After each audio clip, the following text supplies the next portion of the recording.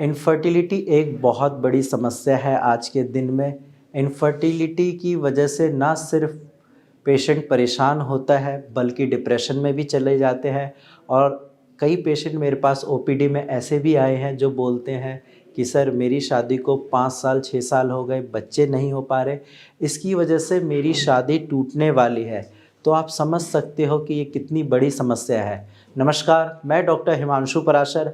आज इस वीडियो में आपको बताऊंगा स्पर्म की मोटिलिटी क्यों ज़रूरी है। क्या अगर आपके स्पर्म की मोटिलिटी कम है तो इनफर्टिलिटी की प्रॉब्लम हो सकती है। तो देखिए, सबसे पहले जब आप स्पर्म की रिपोर्ट देखते हैं यानी कि अपनी सीमेन एनालिसिस की रिपोर्ट देखते हैं तो उसमें 3-4 चीज़ें होती हैं जो कि इम्पॉर्टेंट है।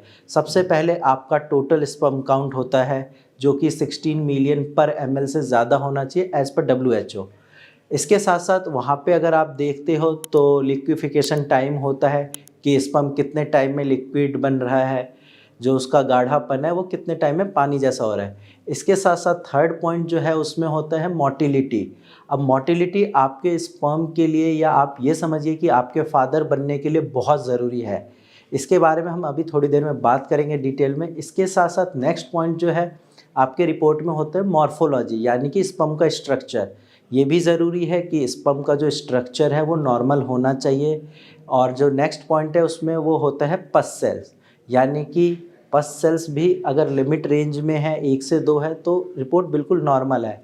अब मैं बात करता हूँ स्पर्म की मोटिलिटी के बारे में, यानी कि स्पर्म की मूवमेंट। जब आप अपने पार्टनर के साथ संबंध बनाते हैं उस टाइम जब आपका स्पर्म इजैकुलेट होता है फीमेल वजाइना के अंदर, तो वो किस स्पीड से जा रहा है आगे की तरफ यानी कि फीमेल वजाइना के अंदर, इसको हम मोटिलिटी बोलते हैं। जितने ज़्यादा स्पर्म मोटाइल होंगे उतने ज़्यादा चांसेस है फर्टिलाइजेशन होने के, यानी कि उतने अच्छे चांसेस है कि आपका स्पर्म फीमेल एग को पेनिट्रेट कर देगा। तो स्पर्म की मोटिलिटी से आप बस इतना समझिए कि स्पर्म की मूवमेंट होती है, यानी कि कितने स्पर्म आगे जाने के लायक है। नॉर्मल स्पर्म की मोटिलिटी होनी चाहिए as per WHO 60 to 70%। But अगर आपके स्पर्म की मोटिलिटी 60 to 70% से कम है तो इनफर्टिलिटी की प्रॉब्लम हो सकती है। आप इस चीज़ को ऐसा समझिए कि अगर आपका स्पर्म की मोटिलिटी कम है यानी कि 20% है, 30% है, तो रेस्ट जो है 70% वो डेड स्पर्म है, किसी काम के नहीं है।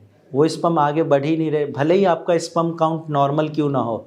भले ही आपका स्पर्म काउंट मान लो 70 मिलियन है पर ml या 80 मिलियन है, उस चीज़ का कोई फ़ायदा नहीं है, क्योंकि 80 मिलियन आपकी बॉडी में स्पर्म बन तो रहा है लेकिन वो स्पर्म आगे जा ही नहीं रहा।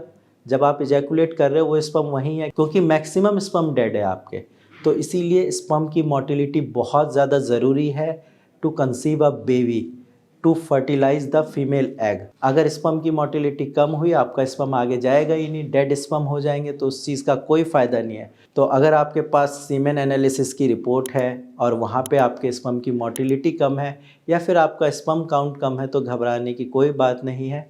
आपका स्पर्म काउंट धीरे धीरे करके बिल्कुल बढ़ जाएगा, नॉर्मल रेंज में आ जाएगा, स्पर्म की मोटिलिटी भी ठीक हो जाएगी। बट उसके लिए आपको मेडिसिन्स की ज़रूरत पड़ेगी, क्योंकि डाइट से और बाकी चीज़ों से आप 1-2% बढ़ा सकते हैं, लेकिन नॉर्मल रेंज में लाने के लिए मेडिसिन्स ही काम आती है। तो आप होम्योपैथिक मेडिसिन से ट्राई करिए, क्योंकि होम्योपैथिक मेडिसिन्स का कोई भी साइड इफ़ेक्ट नहीं होता और आपके जो स्पर्म काउंट बढ़ेंगे वो परमानेंटली बढ़ेंगे। ऐसा नहीं है कि जब आपका नॉर्मल स्पर्म काउंट हो जाए उसके बाद अगर आप मेडिसिन बंद करते हैं तो वो डाउन आ जाएगा, ऐसा बिल्कुल नहीं होगा।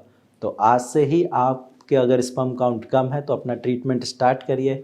आप डायरेक्ट मेरी टीम से बात कर सकते हैं, हम आपको काफ़ी अच्छे से गाइड कर देंगे। आज की वीडियो में इतना ही, धन्यवाद।